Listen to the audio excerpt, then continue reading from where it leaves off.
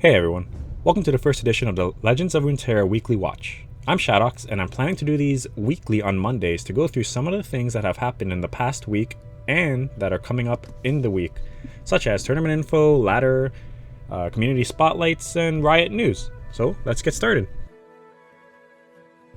So this time around, I'll be covering the two big tournaments that happened over the last weekend. The finale of the Mastering Runeterra $8,000 Championship and OLS number 38.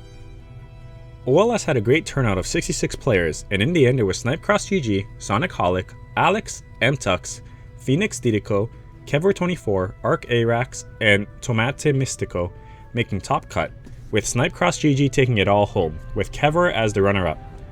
Snipecross GG was on a lineup of Elise Kindred Iceborne Spiders, Fizz Lulu Yordle Arms, and Iceborne Poros. Kevor was on Ari Kennen Gohard, Zoe Leeson, and Pantheon Shyvana. The Mastering Runeterra Championship has crowned its long-awaited winner.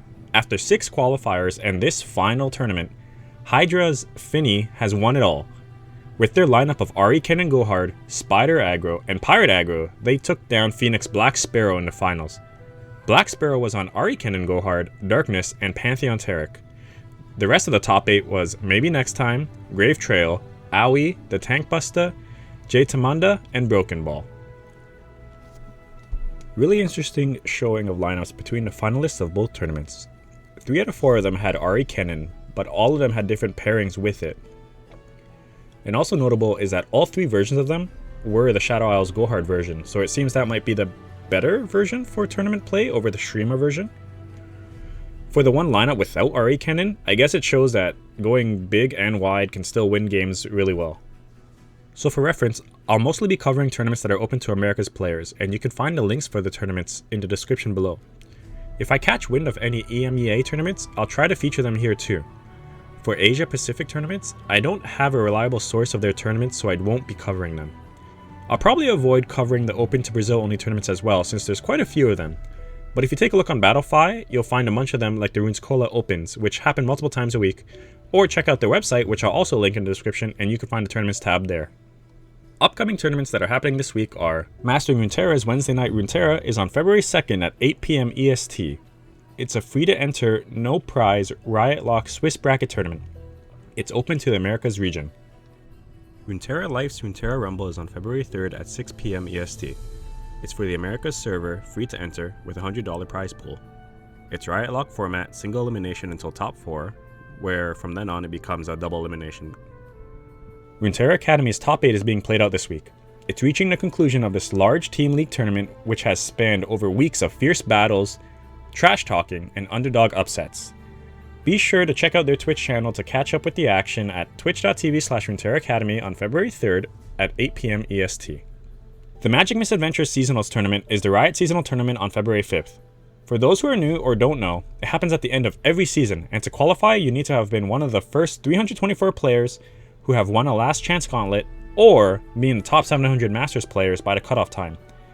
It's a 9-round Swiss bracket format, and if you make top 32, then you get to play in the top cut on February 12th, where the winner can take home $10,000.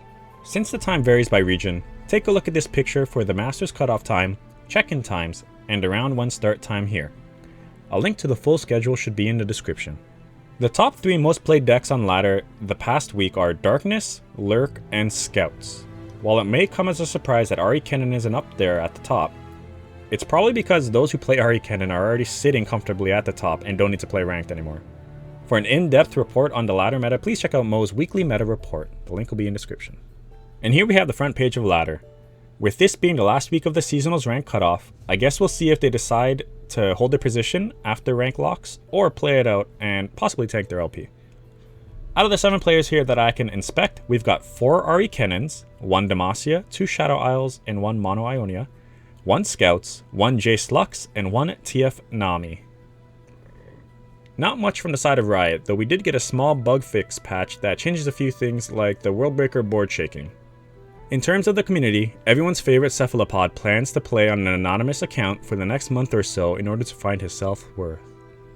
Mo doesn't know that the Titanic was based on a real event.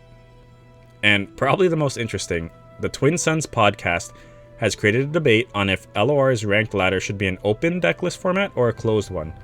This would be quite the change from what we have now, which is closed, and would probably push ranked into a more competitive format that aligns with the current tournament scene. But the question is it best for all players or just the high competitors? That'll wrap it up for this week's LoR Weekly Watch. Again, I hope to have these out on Mondays ideally, so I can cover most of the week's upcoming tournaments and events and have it line up nicely. If there's anything you'd like to see included or have any feedback, feel free to leave it in the comments. Subscribe and like the video if you're interested in seeing more of these as well. And thanks for watching.